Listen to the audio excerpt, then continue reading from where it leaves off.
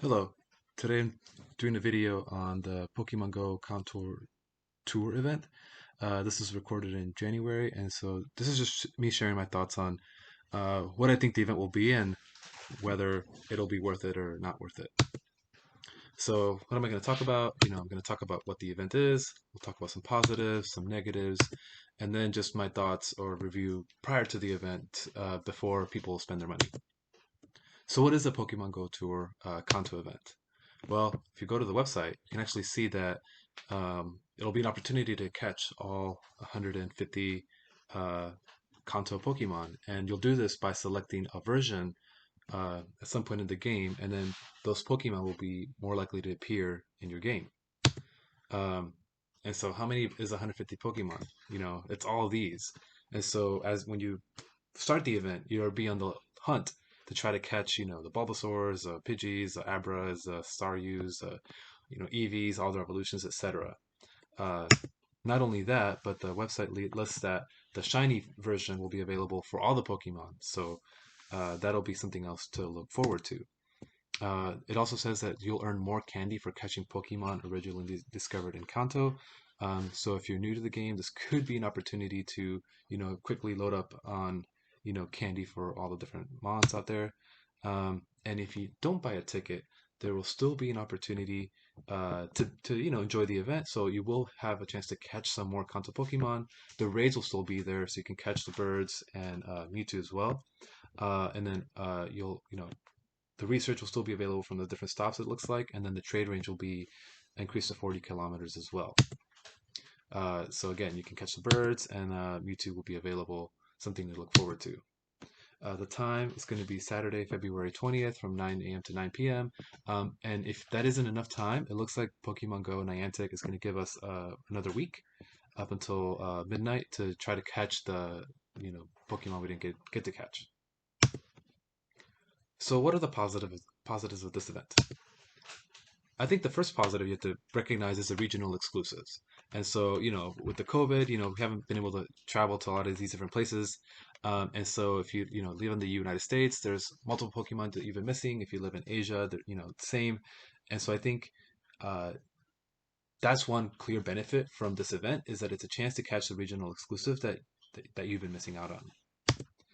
Another benefit is raids. And so Mewtwo is one of the strongest Pokemon for raiding. And so, this is a chance for you to raid a bunch of Mewtwo's, and then, that will beef up all of your raid teams going forward. And then, of course, the birds are also notable. Some of them are good for Ultra League or Masters, etc. Lucky trades. And so, in order to catch all 151 Pokemon, you have to trade with somebody that picked the other version. And so, probably this means that you'll get a chance to get more lucky Pokemon. And so I think that's another, I don't think the lucky chance is boosted, but, when you're doing more trades, there's always a chance that some of them will be lucky. And then, of course, exercise. So 151 Pokemon is a lot of Pokemon, right? So if you want to, uh, go out there and catch them all, you're probably going to have to walk or, do something. And so this is probably going to be great for people that use Pokemon Go as an excuse to, get out there and walk. Negatives. And so it's not everything in this event sounds great to me. So one, you have to recognize that it's 150 Pokemon. And so what's going to happen when you boot up your game and then you're like, wait, where are they? Right? I mean, this doesn't happen all the time, but at least where I live, you know, when I open the game, I can get maybe four, maybe five Pokemon to appear, and then in order to get any more, you have to walk, you have to move, um, and so that's going to be a challenge. In addition, so right now this is like we're in the Hoenn Collection Challenge week, and some of these Pokemon come from you can't just find them in the wild. You have to catch them from the research task. You have to catch them from raids.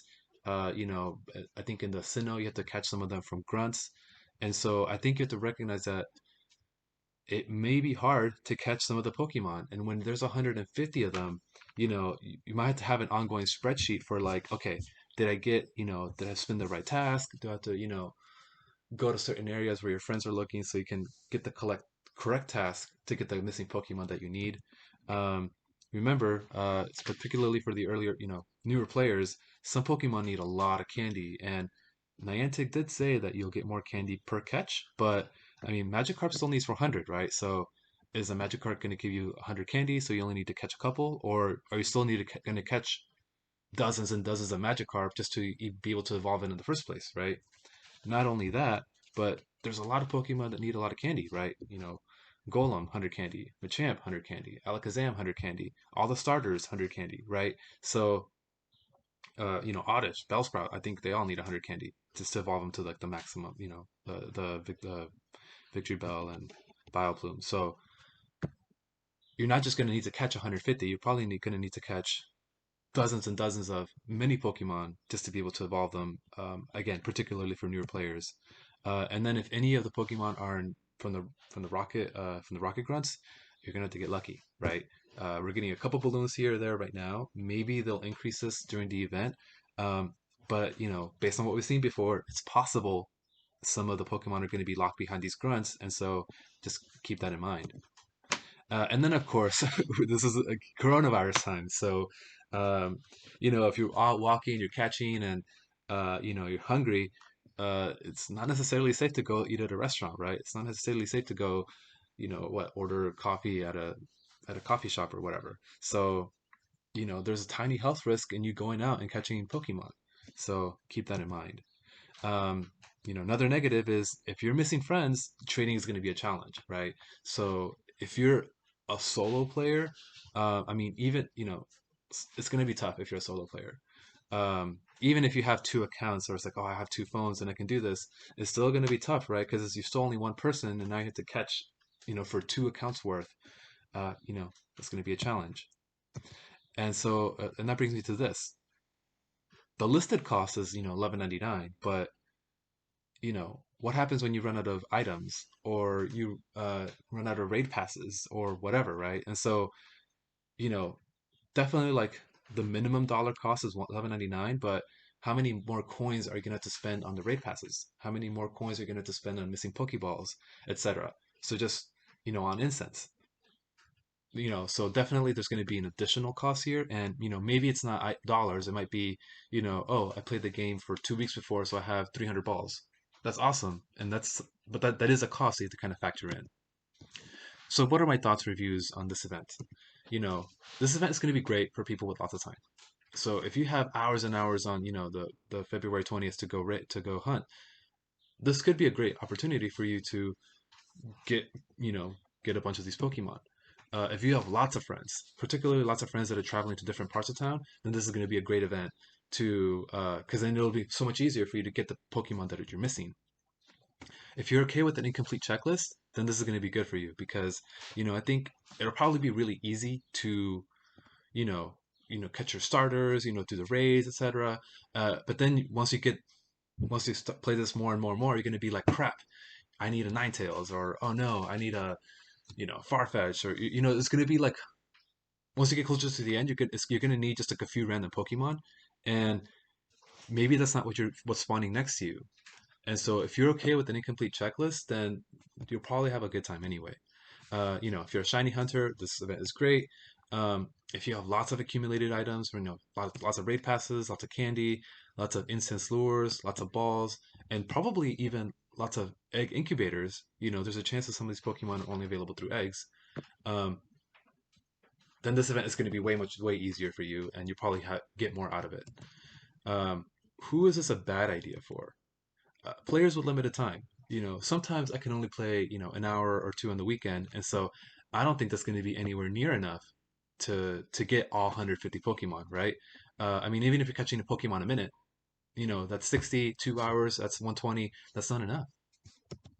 If you have few friends to trade, this is going to be a challenge. As mentioned before, if you're a rural player, this is going to be a challenge because, you know, it's kind of known that fewer Pokemon spawn there, and you're gonna need to travel all that much more to the Pokestops and the gyms to get what you need. If you're a completionist, so on the one hand, if you're a completionist, you're like, great, this is another list to do. On the other hand, like I said, I think it's going to be challenging to say, crap, I need to catch 10 more Rattatas so I can evolve it to eradicate whatever, you know. So that might be a frustrating feeling if you're, one of those completionist 100%ers. For new players, I think, on the one hand, this is a chance to kind of get a lot of things really quickly. On the other hand, you know, it's going to be hard to get all 150 if you're a new player and you have weak raiding Pokemon, for example. Players only interested in raids. And so I say this because if you're only interested in raids, then you don't need to buy a ticket at all. Just raid. And honestly, this is probably something that's going to be really appealing to me. Um, you know, so if you want to go find out, you can go click on the link and figure out, learn more about this event. And so is it worth it? Honestly, based on what I know right now, I'm gonna say it may not be worth it for me. Again, so for certain players, this is going to be a great event, but just kind of keep in mind what this event could look like before you spend your money, and then, you know, potentially be frustrated that this event is not what you wanted it to be. Anyway, thank you guys for listening. Like and subscribe and stuff.